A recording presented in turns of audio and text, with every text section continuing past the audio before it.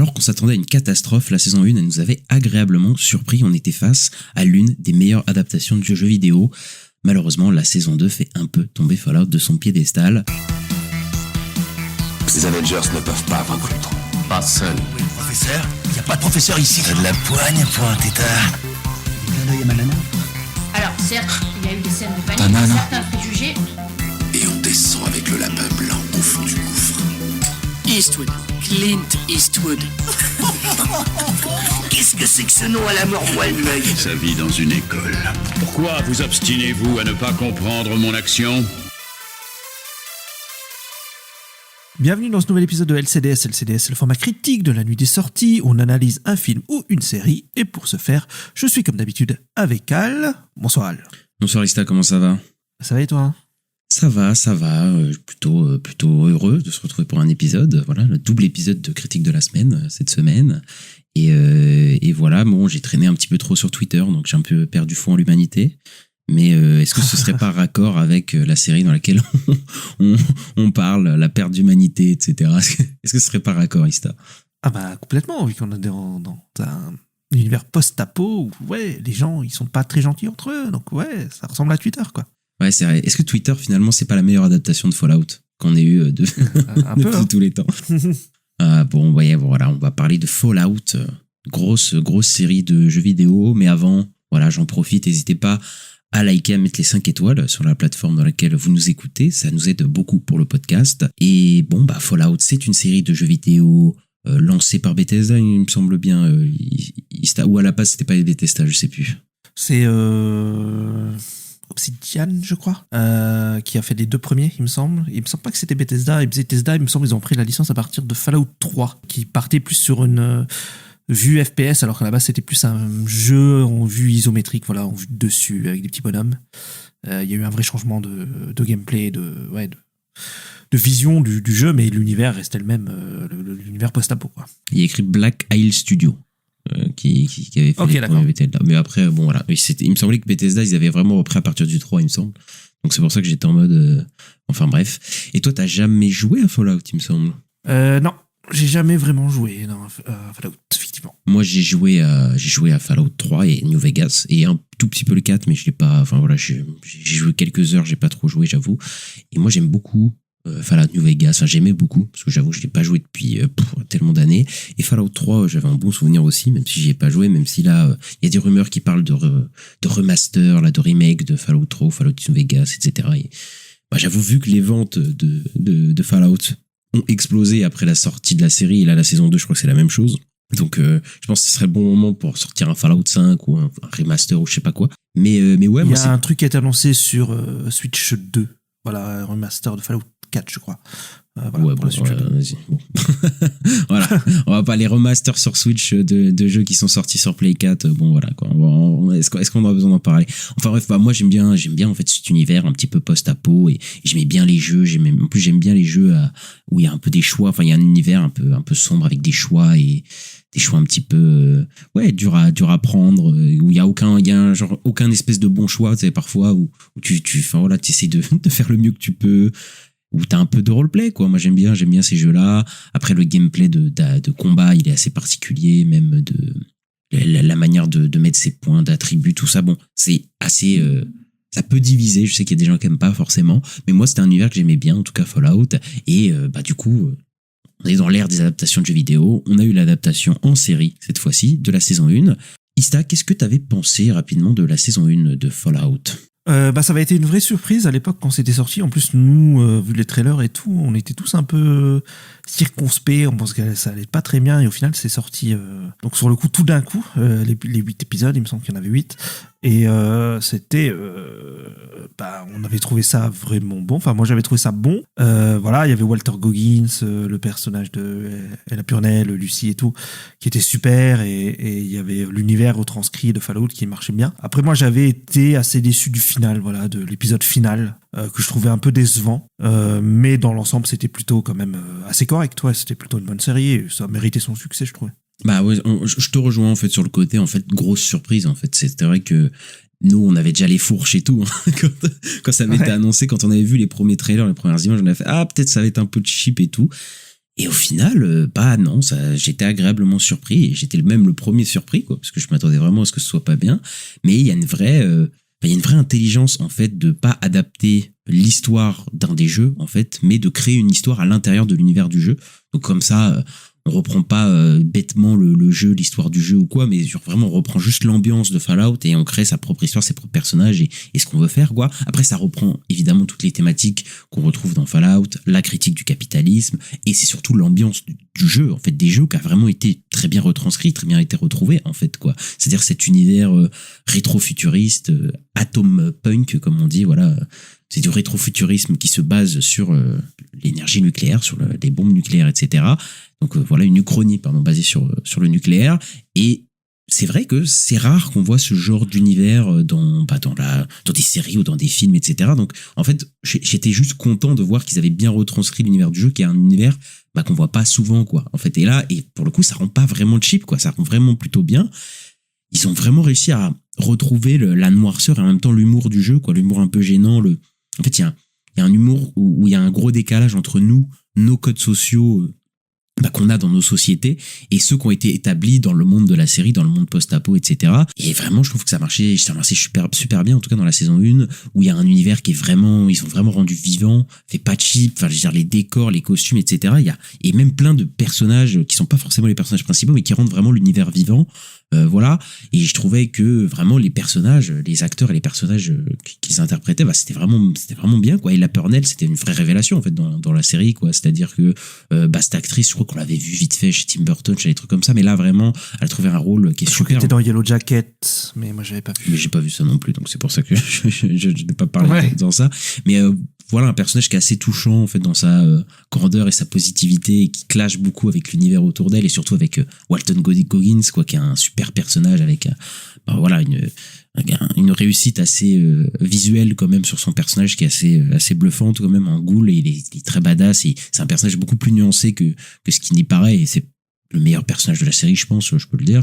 Et après, effectivement, il y a d'autres personnages qui étaient moins intéressants. Je pense que Maximus, c'est le moins intéressant des trois personnages principaux, mais je le trouvais comme assez intéressant sur certains points, quoi. Il est moins attachant, mais il y avait quand même des trucs assez sympas au niveau de la confrérie.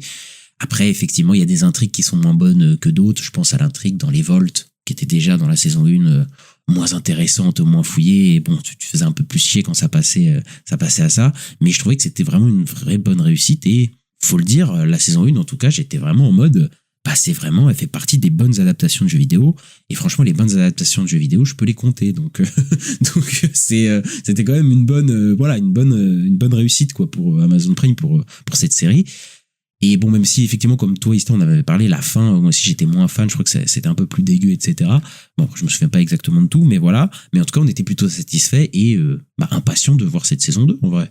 Oui, complètement. Et bon, la saison 2, elle a changé sa méthode de diffusion, parce qu'à la base, ils ont sorti la saison 1 tout d'un coup sur Amazon Prime, et là, ils ont sorti un par semaine. Je sais plus s'il y en avait deux dès la première semaine. Je crois que non, c'était c'était vraiment un par semaine. Voilà, avec un gros budget, je crois 153 millions, mais je crois que c'est à peu près le même budget que la saison 1, mais bon, un gros budget quand même. En même temps, c'est Amazon Prime, ils dépensent sans compter. Mais en gros, on était un peu perplexe quand la série est sortie, puisque la série est sortie en même temps que le final de Stranger Things. Il y avait Avatar qui sortait au ciné. Enfin, il y avait plein d'événements. Il y avait des trailers en plus de tous les trucs qui sont sortis là, tous les trailers qui sont sortis en décembre. Et t'as l'impression que personne parlait vraiment de la série Fallout. Hein. On avait un peu cette impression-là, quoi. Ouais, j'ai toujours cette impression-là, même à la fin de la série. C'est un peu dommage, mais écoute, effectivement, il y a eu un vrai problème. Je pense que la fenêtre de diffusion qu'ils ont prise, elle était pas bonne pour cette saison. En fait, c'était bizarre parce que tu te dis, mais là, en fait, il y a tellement de trucs autour. Bon, les 3 épisodes de Fallout qui sont sortis, tu te dis, bon, ouais, mais peut-être les gens vont parler d'autres choses, ils vont parler de Stranger Things, etc. Ouais, je sais pas si c'était le bon moment pour sortir la série. Après, apparemment, les chiffres sont quand même hauts, et après, de toute façon, on verra les chiffres finaux, vu que, maintenant, toute la série est sortie. Donc, je sais pas dans combien de temps, de toute façon, on en parlera sûrement dans les news de la semaine ou quoi. On aura des chiffres de combien de personnes ont regardé, mais c'est vrai que, j'ai l'impression qu'elle a beaucoup moins fait l'événement que la première saison. Bon, après, on verra les chiffres et tout. Maintenant, Ista, je te propose de passer à la critique, avant que tu aies quelque chose à rajouter. Non, on va y aller. C'est parti. Alors c'est ça, Vegas, hein? Je demanderais bien ce que mon père fabrique avec des monstres, mais... Vous allez me répondre de fermer mon clapet.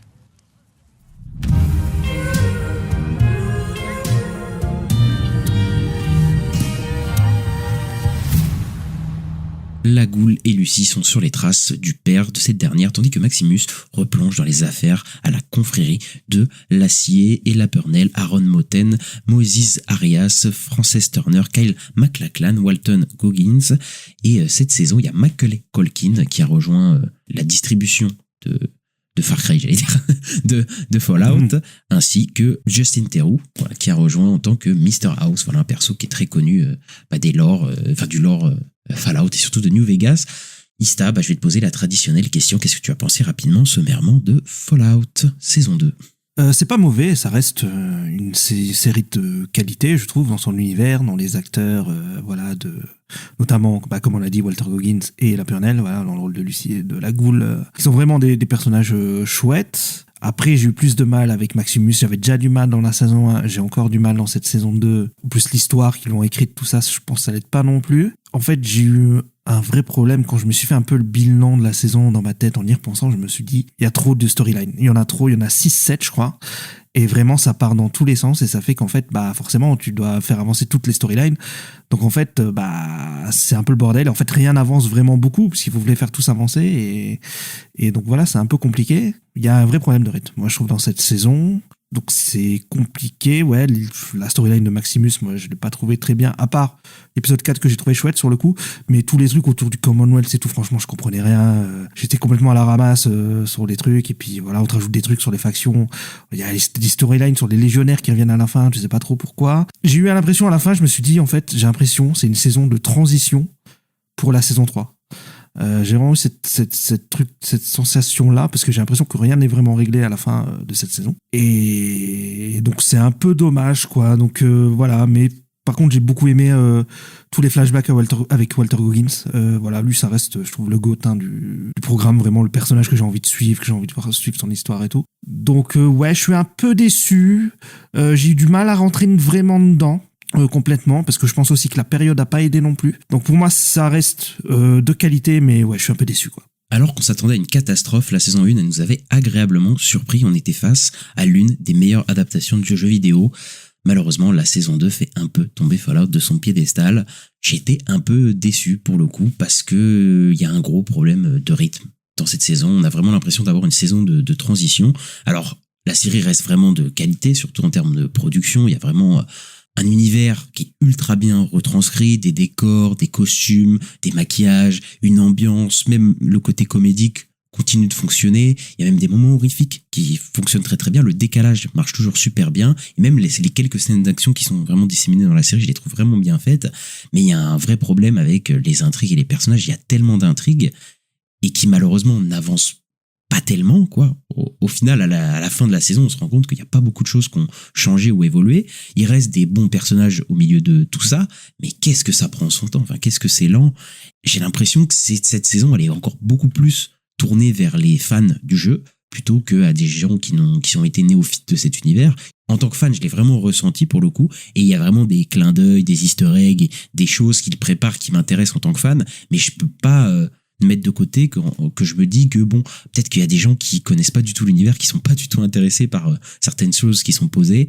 Et ouais, moi il y a des intrigues, genre les intrigues dans les Vaults, enfin vraiment faut attendre l'épisode 6 ou 7 avant que ça décolle vraiment, quoi. Et c'est vraiment un problème selon moi, quoi.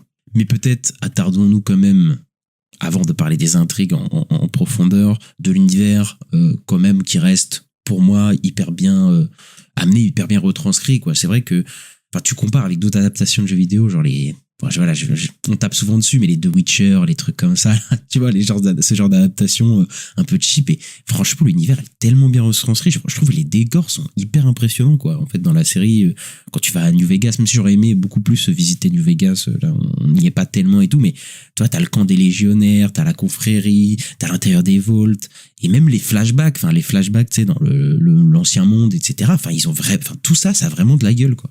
Ouais, c'est vrai qu'il y a une vraie direction artistique assumée qui est vraiment chouette et qui est très en accord avec le jeu de toute façon. Et bon, c'était déjà une force de la saison 1 et là ça revient dans la saison 2 et ouais, tu vois que oui, c'est quand même une série qui a des sous.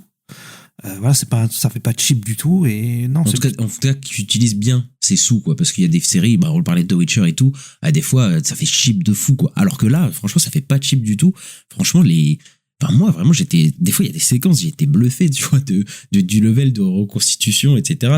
Techniquement, c'est assez abouti, quoi. Et les costumes sont absolument magnifiques. Je veux dire, de tous les personnages, les animatronics aussi, là. Il y a un espèce de robot qui s'appelle Victor, qui est dans le jeu Fallout New Vegas, et il est hyper bien fait, quoi. Quand tu le vois, tu te dis, putain, ils l'ont vraiment bien retranscrit, quoi. Il est hyper, en fait, ça fait hyper palpable, quoi. Même les certaines créatures ou quoi, le maquillage de la goule, des ghouls, etc., sont hyper bien faits. Même j'ai oublié son nom, le pote de Maximus, là, qui a la peau qui est complètement en train de tomber, etc. Ça marche. C'est pas Doug ou un truc comme ça. J'ai oublié son nom, mais voilà, on voit de qui je parle. Je trouve que c'est hyper bien fait. Il y a quelques VFX, qui sont un petit peu en dessous, surtout sur les écorcheurs, je pense, là, les espèces d'énormes créatures qui sont hyper dangereuses. Oui, non, mais la plupart ça va, mais il y a quelques plans un peu numériques, tu fais, ça dénote un peu parce que tout est quasiment parfait, mais franchement, je pinaille un peu parce que c'est vraiment, pour le coup, le reste est vraiment, j'ai vraiment la sensation quand je suis dans l'univers d'être dans l'univers de Fallout et ça sent aussi dans l'ambiance le côté très kitsch, assumé. Ça aussi, c'était dans la première saison, mais là, je trouve que ça marche encore aussi. C'est le décalage, encore une fois, avec notre monde et celui de Fallout. Les réactions, l'humour.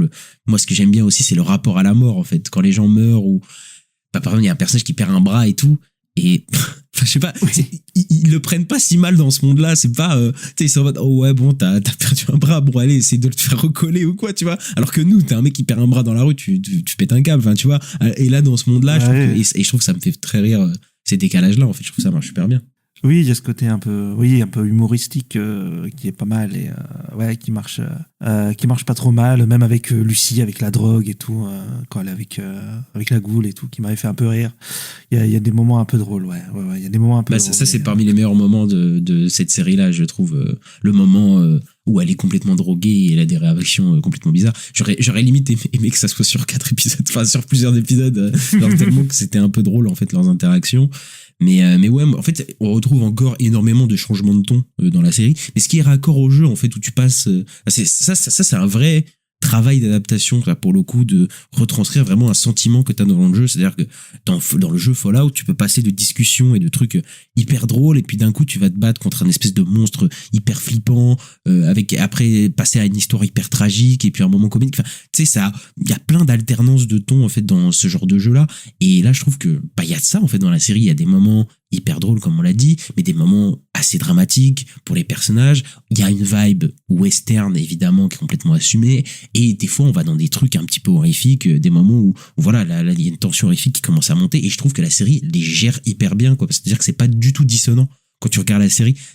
Alors que pourtant, t'as plein de tons différents, plein de genres différents qui traitent ce truc, mais ça passe, en fait, ça passe toujours crème, quoi. Que ce soit l'horreur, les scènes d'action, la violence, tout passe clean, en fait, j'ai l'impression, dans cette série, quoi. Il y a pas de moment où je me dis, là, c'est un peu, ils en font peut-être un peu trop, ou quoi, tu vois. Non, mais c'est vrai que ça marche bien, et ouais, c'est vrai qu'il y a des séquences pas mal d'horreur, en vrai, peut-être plus que dans la saison d'avant. Voilà, parce qu'il y a notamment une apparition de Ron Perlman, dans un rôle de mutant, je crois. De super mutant, ouais. Qui est assez flippant, en vrai. Qui fait un peu horreur et tout. Bon, après, on le voit pas longtemps, mais ouais, ça fait. Ouais, c'est vrai qu'il y a des changements de temps assez violents, mais qui fonctionnent bien. En fait, tu sors jamais du récit en mode non, là, ça va pas du tout. Mais je pense que peut-être l'univers leur permet aussi de faire ça, d'un peu aller dans tous les sens, quoi.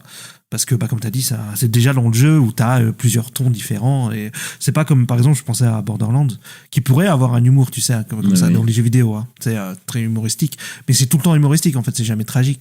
Là, Fallout, c'est peut-être plus, t'as un peu de tout, et en fait, la série, elle sait bien le retranscrire, quoi. Oui, c'est ça, et surtout, non seulement, oui, effectivement, c'est dans le jeu, donc il se permet de ça, mais il le gère bien, quoi. C'est surtout ça. C'est-à-dire que, en fait, sur le papier, je pense que c'est hyper casse-gueule de retranscrire ça, en fait. Je pense que ça peut vite tourner au ridicule ou tu sais, casser des scènes ou quoi. Et non, moi, je trouve que ça marche toujours super bien. Et même l'horreur, il y a des scènes d'horreur qui sont super bien. Je crois que c'est l'épisode 4 ou un truc comme ça, ou 5, où la Walton Goggins, là, il se retrouve face à une créature, etc. Enfin, il y a des moments qui marchent super bien, et des moments de violence aussi assez poussés, qui sont soudains et qui sont accompagnés d'un ton un peu léger aussi, et de la musique légère, avec des scènes d'action ultra stylisées, avec des mecs qui se tabassent la gueule. Tu vois, je pense à Maximus quand il avait Kumail Nanjiani et qui font des carnages ou des trucs comme ça, sur des scènes hyper fun d'action, hyper stylisées.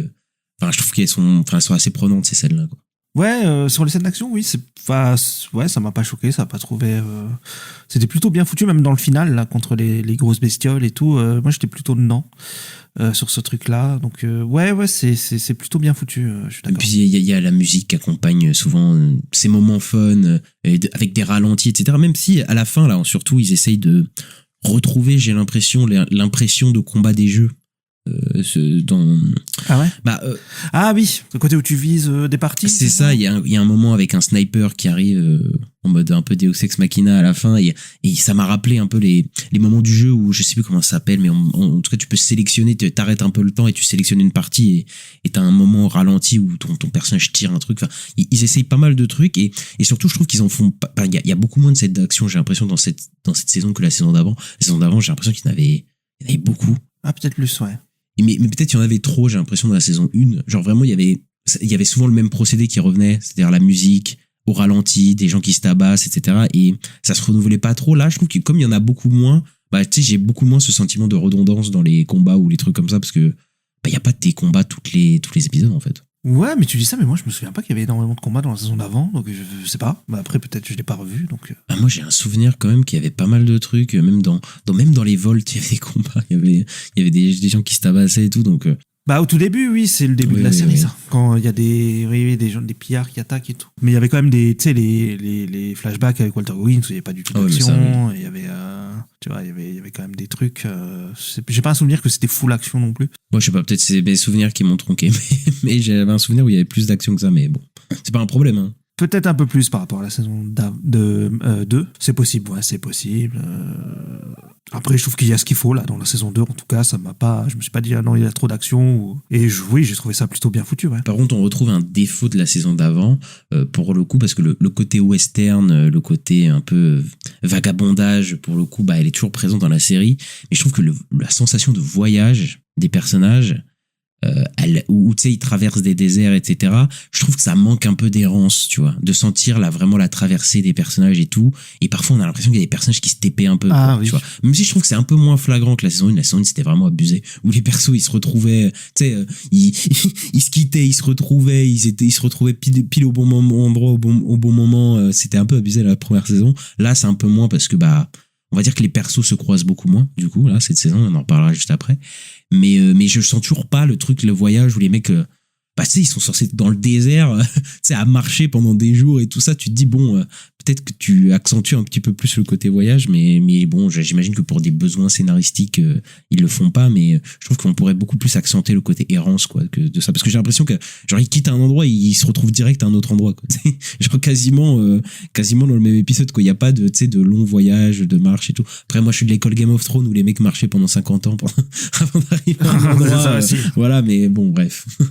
C'était un peu ça, quoi. Ouais, après, j'ai envie de dire que dans la saison 2, il y a quand même un moment où, au moment où ils arrivent à Vegas, en fait, il n'y a plus de voyage à faire. Donc, au final, Oui. c'était pas un voyage très long aussi, quoi. Ils ont pas fait beaucoup de. Dans la saison 1, il me semble qu'ils ont beaucoup plus voyagé. J'ai l'impression, en tout cas. En tout cas, oui, il y a plus de va-et-vient dans la saison 1 et tout, quoi. Mais c'est vrai que, par exemple, le personnage de Maximus, à un moment, on sait qu'ils partent et qu'ils sont assez loin. Et c'est vrai qu'il y a une sensation qui s'est un peu tépée puisqu'il arrive assez près de Vegas assez vite. C'est quoi. ça. Oui, c'est vrai que là, moi, j'ai pas du tout ressenti un voyage éprouvant ou quoi, pas du tout. Hein, ça me mettait, Alors que les persos, ils sont toujours en train de marcher, t'as l'impression. Ils sont toujours en train de parcourir des trucs, mais tu sens jamais la sensation de voyage. Enfin, bref. Un peu dommage. Même, il n'y a même pas de plan, tu sais, il y a rarement des plans de paysages, en fait, d'endroits qui traversent vraiment, tu vois, c'est toujours sur les persos, donc ça, je trouve c'est un peu dommage. Enfin, c'est très centré sur les persos, ouais. Mais en parlant des persos, on va parler des intrigues. Bon, on l'a dit tous les deux, effectivement, il y a trop d'intrigues et trop d'intrigues qui prennent leur temps, quoi. Parce qu'il y a quoi, à peu près 5. Ah non, moi j'avais compté 6 ou 7, je crois. Hein. Ouais, mais après, il y a des sous-intrigues et tout, oui, non, mais en fait, c'est, voilà. Oui. Mais il y a le frère, il y a le Volt. Il y a le Volt et le frère, t'as Ella Purnell et Walton Goggins qui sont en voyage, t'as Maximus, et t'as les flashbacks, je dirais. T'as les flashbacks, ouais. Et après, bon, tu rajoutes le pote de Maximus qui rejoue. Enfin, tu sais, après, t'as plusieurs trucs qui s'ajoutent aux intrigues principales, mais de toute façon. T'as les légionnaires à la fin, tu vois, ils te font une intrigue dessus, je sais pas. Ouais, mais les légionnaires, je veux dire, ils sont liés à l'intrigue de Ella Purnell et Walton Goggins. Mais c'est encore une sous-intrigue qui a rajouté une intrigue plus globale pour le coup. Mais ouais, non, mais ça c'est bizarre parce que c'est rajouté à la fin en plus. Aussi, oui, à la fin, ils repartent sur ça pour teaser une suite et tout. Enfin bref. Mais moi, on est d'accord que ça prend beaucoup trop son temps. En fait, ça fait des détours, quoi. C'est-à-dire que. Bah, bien sûr. Au bout d'un moment, au bout de la moitié de la série, je dis, il serait peut-être temps de rejoindre les intrigues, en fait, quoi. Il serait peut-être temps que tout se connecte et effectivement, on a l'impression que c'est une saison de transition où, en fait, les persos ont un peu évolué, on en reparlera quand même, mais il y a quand même une sensation de stagnation, surtout par rapport à la saison 1 où t'as l'impression qu'il se passait beaucoup plus de trucs, quoi, en fait. Et là, il y a tellement d'intrigues et de persos en même temps où ils prennent tous leur temps que le rythme, c'est vrai que les épisodes, tu te fais un peu chier. Enfin, en fait, c'est bizarre parce que je me sens. Enfin, je déteste pas regarder les épisodes, tu vois. Genre, j'ai pas d'épisode où je me dis putain, là, ça me fait chier. Enfin, je trouve ça nul ou quoi. Mais en même temps, je regarde le truc et c'est vrai qu'à la fin de l'épisode, je me dis bon. Ok, il s'est pas passé grand chose, tu vois. Genre, je suis en mode, c'est passé un peu devant mes yeux, quoi, certains moments, quoi. C'est-à-dire qu'on passe de petites intrigues en petites intrigues, mais la grosse histoire, elle a pas du tout avancé, en fait. Tu te rends compte, le truc avec Kyle MacLachlan et tout ça, ça arrive à la fin, quoi. Tu te dis, mais. Et surtout, aussi, il y a plein d'intrigues, on dit, mais elles sont pas toutes au même level, hein, en termes c'est ça aussi. de qui c'est bien ou pas, quoi. Bah, tout ce qui est lié au Volt, en vrai, bon, avec la canadienne et tout, ouais. peut-être ça va être intéressant, mais j'ai l'impression que bon, là, on a effleuré le truc au final. Ça poussera sûrement dans la saison d'après, mais il y a aussi avec le frère. Moi, je trouve qu'avec le frère, bon, c'est aussi un peu long. Avec voilà, il a début dégelé des gens, et puis après ils partent en voyage là. Mais en fait, final, bah. Ouais, final, j'ai l'impression qu'il s'est pas passé grand chose au final dans cette intrigue-là. Moi, l'intrigue la plus intéressante, c'est celle que j'ai trouvée, c'est celle des flashbacks en fait de Walter Goggins. Et même tu vois, même avec Lucy, bon, avec son père, ça aurait pu être raconté en 2 épisodes. Enfin, je trouve que c'est long pour ce que ça raconte, quoi. En vrai, bah, attardons-nous peut-être sur les intrigues de Volt en fait, parce que le petit frère de Ella Purnell, c'est une intrigue des Volt aussi, mais maintenant ça a été séparé en 2, du coup il y a 2 intrigues de Volt, et en fait à chaque fois que ça va vers eux, on souffle un peu, c'est vrai que c'est un peu nul. Ouais. Toute l'histoire avec les consanguins, etc. En fait c'est sympa un épisode, en fait c'est un peu drôle, et après en fait ça continue, et en fait tu t'en fous juste, tu dis mais c'est bon en fait, enfin, je veux dire c'était marrant un épisode, il y avait un truc, et en fait après ça devient toute la saison un truc, et tu te dis mais en fait ça n'avance pas, quoi. Et les 2 intrigues dans le vote, c'est les intrigues les moins présentes en fait, et celles qui avancent, j'ai l'impression, le moins en fait au final, quoi. Et il y a plein de persos, mais en plus c'est des persos qu'on s'en fout un peu, tu vois. Dans les vols, c'est pas comme si c'était des persos les plus intéressants au monde, tu vois, que ce soit du côté du petit frère de Ella Purnell, comment il s'appelle dans la série, Norm. Ah bah c'est Norm. Ouais, voilà. Norm. Le personnage de Norm, en fait, tous les autres persos qui réveillent, bah on les connaît pas tellement, donc en fait on s'en fout un peu. Et dans le Volt là, avec la canadienne, etc. aussi, on les connaît pas. Enfin, la plupart des persos, on les connaît pas grand. Enfin, c'est vraiment des persos ultra secondaires. Et j'ai l'impression que de toute façon, ces 2 intrigues là sont vraiment traitées comme des intrigues secondaires, quoi. Vraiment, quoi. C'est-à-dire qu'elles avancent très lentement. Des fois, il y a des épisodes, elles sont même pas présentes. Genre Norm, par exemple, il y a un moment il se fait assommer et je crois pendant 1 ou 2 épisodes on le voit plus, quoi. C'est-à-dire que il est plus du tout présent, quoi. Et Norm, il réveille les gens qui sont censés être des employés j'ai oublié du nom de la compagnie. De Volt, non? De Volt. Voltec. Voilà, Voltec, etc. Et en fait, pendant 6 épisodes, il se passe rien. Mais pendant 6 épisodes, il les réveille, puis ils vont dans la surface, puis ils vont dans un immeuble et t'attends. Tu fais OK. Et puis enfin, il se passe quelque chose, ils se font assommer. Puis à la fin de la saison, ils se font tous buter, c'est fini. Et tu fais, mais en fait, il s'est rien passé. Voilà, c'est ça. Pendant 8 épisodes, il s'est rien passé, parce que c'est 8 épisodes de bien 50 minutes, 1 heure. Il se passe rien dans ces trucs-là, quoi. Et l'intrigue dans les Volts avec la canadienne, avec le cache-œil qui cache quelque chose, bah en fait, tu sais qu'elle cache quelque chose pendant 6 épisodes, sauf que pendant 6 épisodes, ça avance pas. Et enfin, à la fin, je trouve, au moment où elle a son flashback, où son perso, il a un peu plus de profondeur, parce que pendant 6 épisodes, en fait, son perso, c'est juste une méchante avec un cache-œil, tu te dis, ouais, ok, et tu t'en fous un peu. Et là, ok, je trouve que quand t'as un flashback, tu te rends compte qu'il y a un truc un peu plus profond, puis tu la vois que elle était avec Kyle MacLachlan, etc. Tu vois que le perso, il est pas aussi unilatéral, etc. Et que voilà, la question de la survie, en plus, moi, ce moment m'a fait beaucoup rire dans la série où ils disent, où le mec est en train de citer tous les trucs qu'elle aurait pu faire de mal, et à la fin il fait, et elle est canadienne, et c'est là que les gens pètent un câble. Oui. Putain, c'est une canadienne, ça va pas ou quoi? C'est là que les gens deviennent folles contre elle et tout. Enfin bref, mais ça, encore une fois, ça va être, tu vois, c'est la fin, et la fin te donne un peu envie sur cette intrigue là, mais c'est trop tard. Enfin, je veux dire, ça va être traité dans la saison 3, et en fait, bon bah il s'est rien passé, quoi. Oui, bah c'est pour ça que je parlais d'une saison de transition. Effectivement, je suis d'accord avec toi sur cette intrigue-là. Parce que, ouais, quand il y a le flashback sur elle, quand elle passe la frontière et tout, entre le Canada et l'Amérique, oui, c'est intéressant. Tu vois que, comme t'as dit, ouais, elle a quelque chose de plus profond, mais oui, bah c'est un peu tard, quoi. Et ça donne envie peut-être quand même de voir la suite. Mais parce qu'en plus, je me dis, si c'est la femme de Cooper, c'est peut-être aussi la mère de Lucy. Mais après, c'est peut-être pas sûr, mais... Ah non, c'est pas la mère de Lucy, mais la mère de Lucy, elle était... Non, c'est pas la mère de Lucy. Ben non, elle était dans la saison 1, la mère de Lucy. Ah, elle était la saison 1. Putain, mais oui, elle était transformée en ghoul à la fin par la méchante, là. Elle était gardée en ghoul à la toute fin. Ah oui. Et puis Cal MacLachlan, il était enfermé, tout ça. Donc non, c'est pas ça. Ok, d'accord. Ok, donc c'est son ex. C'est son ex quand il était dans le présent, sauf que lui, Cal MacLachlan a été réveillé plus tôt qu'elle, en fait, dans des volts. Et donc, du coup, il a fait sa vie, en fait. Il a fait sa vie, il a fait des enfants, il a une femme et tout. Ok. Et elle été réveillée beaucoup plus tard. Enfin, bref. Mais pour l'intrigue de Ella Purnell, de Lucy, je crois que c'est Lucy son nom, de Lucy et de la Gould, de Cooper et tout ça, en fait, leur interaction, je trouve, est toujours super. En fait, les deux ensemble, ça marche. En fait, ils ont une super alchimie ensemble. C'est en fait tout ce qui est fun, c'est leur différence entre les deux. Pour le coup, même si ils sont pas si différents que ça, puisque les deux se battent au final pour leur famille. En fait, au final, on se rend compte de ça, même si ils ont des visions de la vie et de la mort, etc. Et là, la Gould a un côté beaucoup plus désabusé. Mais je trouve qu'il y a des situations marrantes. On l'a cité, la drogue, etc.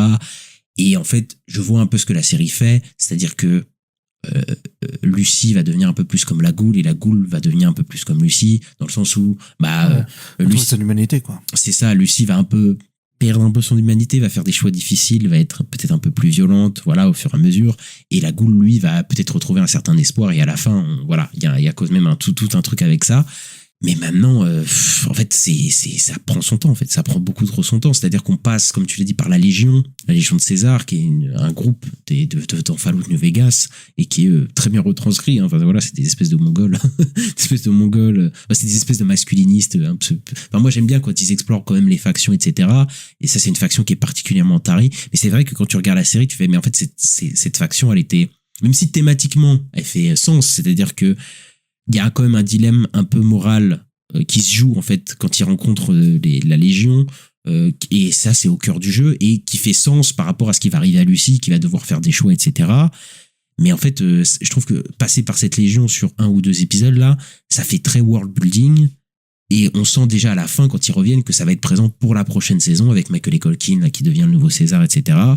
Où tu dis ok, là c'est là pour préparer la prochaine saison, c'est pas là pour cette saison-là, quoi. Et c'est un peu dommage. Et c'est pareil pour certains éléments, genre Ron Perlman ou des trucs comme ça. Et tu dis, ok, mais ça serait explosé dans la saison d'après, mais bon, c'est un peu chiant, quoi. Oui, parce que moi, sur Ron Perlman, j'ai pas trop compris. En fait, oui, il y a un gros bonhomme, et puis voilà, et puis il sauve la Gould, et puis je sais pas même pas trop ce qu'il a fait et tout. Enfin, je trouve qu'on comprend pas trop, en fait. Et là, je pense que les fans du jeu, ils sont en mode, ah ouais, c'est incroyable et tout. Mais moi, je suis en mode, qu'est-ce que c'est que ce truc? Mais c'est là aussi où je te dis que c'est peut-être un peu trop tourné vers les fans, parce que là, c'est un super mutant. Ouais. Et tout. Mais t'es en mode, oui, mais ce personnage enfin voilà, il te prépare quelque chose. Et encore, bon, c'est un petit clin d'œil, mais ça sera pour la saison d'après.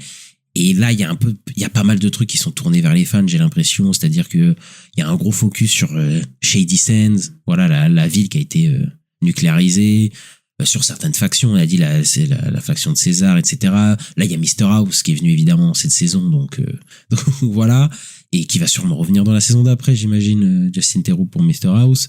Même la post-générique, elle tisse quelque chose que les fans du jeu kiffent, tu vois. Ben oui, je me suis dit, je savais pas ce que c'était, mais j'ai vu un plan d'une armure, je me suis dit, ça, c'est sûr, c'est un truc pour que les joueurs, ils pètent à câble, quoi. Oui. Ils sont en mode, ah putain, il va y avoir ça dans la saison d'après et tout. Non, mais clairement. Mais complètement. Et je trouve que enfin, la saison 1, il y avait déjà des clins d'œil et tout, mais là, cette saison-là, je la trouve un peu plus tournée vers les fans, en mode, même ils reprennent Victor et tout, c'est sympa le clin d'œil de Victor, qui est présent alors qu'il est dans le Fallout New Vegas, etc. Il y a plein de trucs comme ça, et je me dis, est-ce que ça va pas perdre les gens qui connaissent rien, quoi, du lore et tout ça, et qui, dans la saison 1, ça les avait accrochés parce que, en fait, il y avait une bonne histoire avec des bons persos, et dans ce bon univers, tu vois, mais j'avais pas l'impression que c'était aussi, forcé peut-être les clins d'œil et les intrigues tournées pour les fans, quoi. Peut-être c'est moins, mais... Parce qu'il y en avait, hein. Ouais, mais j'ai l'impression que c'était pas aussi forcé aussi. Je sais qu'il y en avait, je pense qu'il y en avait même pas mal. Mais c'était plus, t'étais fan, tu voyais, mais ça influait pas sur l'intrigue. Là, ouais, c'est un peu plus... J'ai l'impression que c'est de partout, là. J'ai vraiment l'impression que c'est partout, quoi. Les écorchures et tout. Enfin, vraiment, il y a un gros focus sur tous les trucs que les gens aiment bien des jeux, quoi. Donc moi, j'ai quand même certains passages où, tu vois, c'est un peu des trucs de fans. Je suis un peu content, mais je vois un peu... Mais ça me gêne un peu parce que je vois un peu le truc de... On veut contenter les fans, etc. Enfin bref, je trouve que ils en ont un peu trop fait peut-être sur ce côté-là, mais pour revenir à l'intrigue avec Lucy et Cooper, etc. Je trouve qu'effectivement ça prend tout son temps et la fin est plutôt satisfaisante, je trouve, en plus avec Cal MacLachlan, je trouve, parce que la confrontation avec son père, je trouve qu'elle amène des questionnements intéressants et on retrouve vraiment la notion de choix compliqué à faire qu'il y a dans les jeux, en fait, où t'as un dilemme moral qui est vraiment au cœur des jeux et la Purnell, la série, en fait, elle se retrouve à esquiver des dilemmes moraux, même par rapport à la Légion, par exemple, elle a plutôt un choix à faire et au final c'est Cooper qui le fait, etc. Et à la fin, elle est vraiment confrontée à un choix et moi j'ai beaucoup aimé le personnage de Cal MacLachlan dans cette saison, pour le coup, même si je trouve que, bon, voilà, encore une fois, il aurait dû confronter à sa fille beaucoup plus tôt. Là, je crois que ça arrive à l'épisode 6 ou 7. J'aurais aimé qu'à la moitié de la saison, il se revoit déjà, mais bon, bref. Mais voilà, là, il est plus présent ici. J'aime beaucoup le suivre dans sa routine, etc., où il est le parfait petit employé modèle de la société, alors que, enfin, c'est complètement absurde, parce qu'il n'y a plus de monde, enfin, le monde est complètement dévasté, c'est fou, oui. Mais il y a un décalage que je trouve assez fou, et le côté où il va lobotomiser les pauvres gens, etc., et ça pose la question, est-ce que on préfère que ces gens-là qui vivent dans la misère et tout vivent un peu sans conflit, mais en même temps sans personnalité complète et sans souvenir, etc. Tu vois, ça pose des questions qui sont quand même intéressantes, tu vois. Mais oui, ça pose même d'autres questions, parce que c'est des persos à qui il met les petits boîtiers là dans le cou et tout. C'est aussi des gens qui font la guerre, voilà, qu'on a vu plus tôt dans la série. C'est tuer des gens et tout qui sont assez violents, quoi. Et puis lui, il est un peu en mode, ouais, je veux créer un monde en paix, donc voilà. Oui, je veux régler le conflit. Puis en plus, c'est des gens qui vivent dans la misère à la surface. Est-ce que c'est pas mieux pour eux qu'ils soient juste comme ça? Mais après, enfin, moi, j'ai ma réponse à la question. Effacer tous leurs souvenirs et faire qu'ils soient des bons petits employés modèles, parce que lui, c'est ça un peu le but de Cal MacLachlan, qui est complètement matrixé par ça. Bah, c'est un peu terrifiant, quoi. C'est un peu terrifiant, quoi. Il y a un peu un truc peut-être sur le capitalisme. Ah, mais complètement. Mais lui, ce personnage est complètement... il est complètement matrixé par l'idée d'être un bon petit employé modèle. Le mec est là à envoyer des trucs. Oui, je vais aider l'entreprise jusqu'au bout et tout. Enfin, parfois c'est de la folie, quoi, à ce niveau-là, quoi. Et là, ils veulent lobotomiser les gens pour qu'ils soient parfaitement dans. Et puis il veut aider un mec qui est mort aussi. Hein. Comment ça? Il veut être l'employé d'un mec qui est mort. Quand il arrive au début à Vegas, là, tu sais, il appuie sur le bouton, il dit je vais être votre employé modèle et tout. Et s'il parle de Robert House, il est mort, Robert House. Il est pas mort. Robert House. Ouais, mais bon. Mais en fait, voilà, on va dire qu'il a toujours sa présence de manière très artificielle. Mais ouais, ça n'a aucun sens de vouloir être l'employé modèle avec ça. Mais c'est des gens qui sont tellement matrixés, en fait, dans ces trucs-là que voilà, mais ça, c'est des trucs, des questionnements qui parcourent toute la série, enfin tous les jeux et toute la série, et je trouve que c'est super bien fait. Un peu comme les personnages du Volt, d'ailleurs, qui sont avec le frère aussi, qui sont aussi matrixés à fond. Ah oui, complètement. Mais en plus, eux, ils sont fraîchement débarqués, quoi. C'est-à-dire que, tu vois, il y a une semaine avant, ils étaient déjà les bons petits employés modèles, tu vois, de l'entreprise, et là, ils se réveillent, ils sont en mode, on peut avoir un superviseur et tout. Les mecs, je sais pas si tu vois, dehors, c'est un peu la merde, quoi. Un peu drôle. Il y a toujours un décalage comme ça. Mais pour le coup, moi, je trouve que Walton Goggins, c'est toujours le meilleur acteur et le meilleur personnage de la série. Pour le coup, je trouve super. Même son intrigue, elle, je la trouve finalement pas trop mal, en fait. Même au final, quand il retrouve il retrouve pas du tout du coup sa femme, mais voilà, qu'il retrouve un espoir, etc.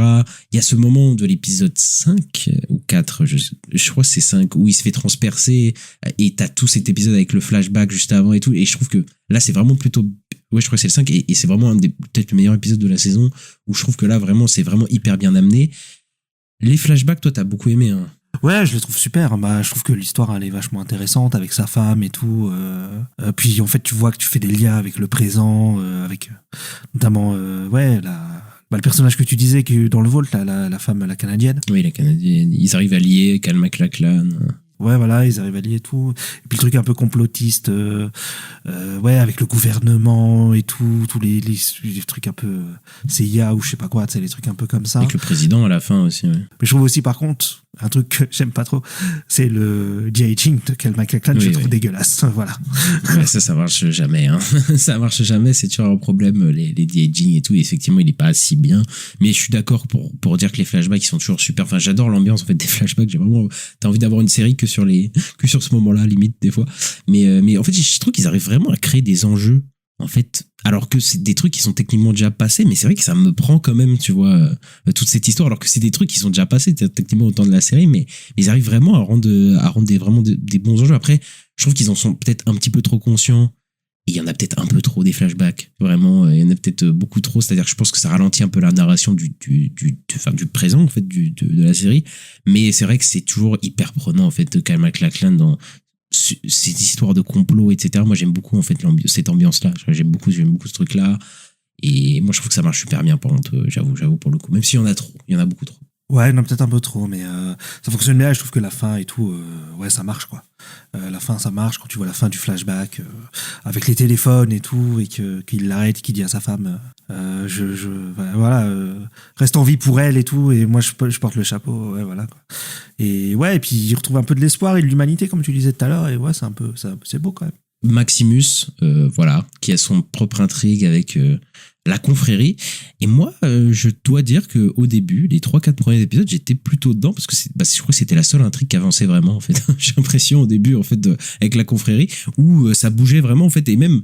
Enfin, je trouve que le début avec Kumail Nanjiani, ça m'a surpris, mais ça marchait super bien, en fait, leur duo et la fin tragique la fin du personnage de Kumail Nanjiani, et qu'après il y a la rébellion contre la confrérie et tout. Je trouvais que, putain, je me dis, mais ça avance là par rapport aux autres, ça avance vraiment, quoi. Il y a vraiment un truc, et après plus rien, quoi. Plus rien après sur le personnage. J'ai l'impression que, genre, une fois qu'il a quitté la confrérie, genre les 4 derniers épisodes qui restent, oh là là, le personnage de Maximus, il est en stagnation totale, il devient hyper monolithique, alors qu'il y avait un truc un peu ambigu au début de la saison où il était peut-être un peu plus violent, il savait plus exactement, tu vois, que c'était quoi la bonne chose à faire, tu vois, entre Lucy, qui lui a appris quand même, qui est très emplie de bonté, etc., de volonté de bien faire et tout, et la confrérie qui est en mode il faut faire les choix difficiles, et qui sont racistes complètement aussi, là, qui sont là pour buter des gamins, même quand ils sont en goule, etc., enfin, vraiment horrible.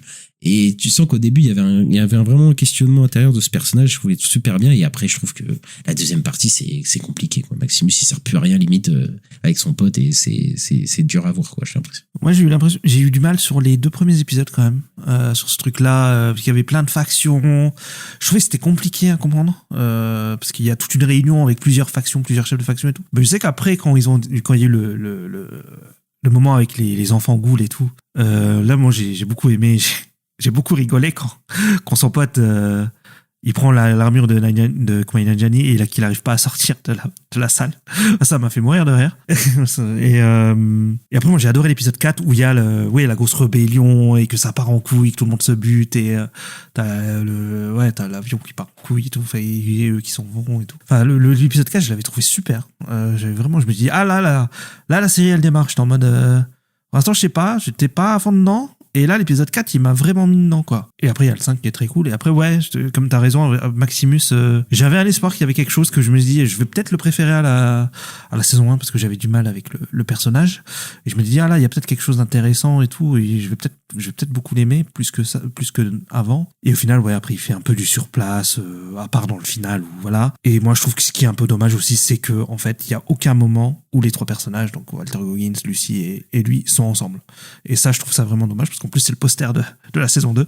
Et je sais pas, je suis un peu déçu. Je suis d'accord. Enfin, surtout avec Lucy, quoi, parce qu'en fait, qu'il soit avec la goule, bon, en vrai, leur interaction avec la goule, c'est, en fait, Maximus et la goule, ça n'a jamais été le truc. C'était Lucy qui a rencontré la goule, puis aller avec Maximus dans la saison 1, c'était ça, en fait.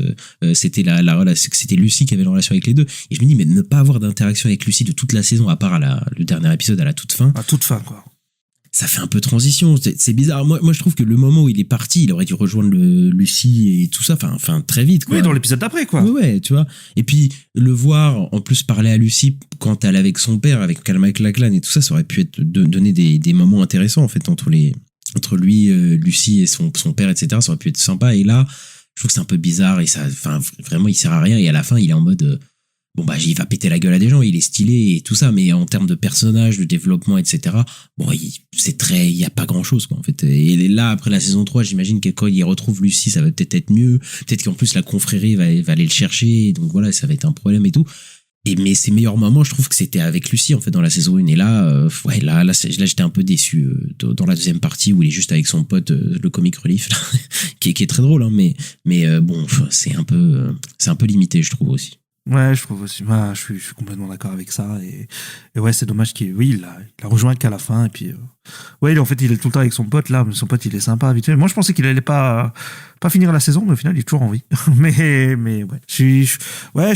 Ça fait transition, hein, comme t'as dit, hein, tout simplement. Et c'est dommage. Et en plus, là, enfin, son pote qui perd des bras et qui commence à se transformer en on sait pas quoi, là. Ça, je sais pas sur quoi ça va mener, mais ça, j'avoue que ça me donne envie. Je me dis, mais qu'est-ce qu'il est en train de devenir, ce mec? Je sais pas, c'est trop bizarre. Enfin, bref, est-ce que t'as quelque chose à rajouter sur la série? Non, pas spécialement. Bah écoute, on va se quitter là-dessus. Voilà, c'est notre avis sur Fallout saison 2. On est un peu moins enthousiaste que sur la saison 1. Mais voilà, on espère quand même que vous avez aimé cet épisode. N'hésitez pas à mettre le petit pouce en l'air, les 5 étoiles selon la plateforme dans laquelle vous nous écoutez. Ça nous fait plaisir et c'est super important pour le référencement. N'hésitez pas à nous suivre. On est disponible sur toutes les plateformes d'écoute, Acast, Apple Podcast, Deezer, Spotify, Podcast Addict, etc., etc. Et à nous suivre sur les réseaux sociaux, @la nuit des sorties sur X, Twitter, Blue Sky, Instagram, TikTok, YouTube et Insta. On se retrouve très bientôt pour parler de retour à Silent Hill. J'imagine qu'on sera plus positif. Oui, complètement. Oui, bien sûr. Allez, on se retrouve très bientôt. Allez, ciao. À bientôt.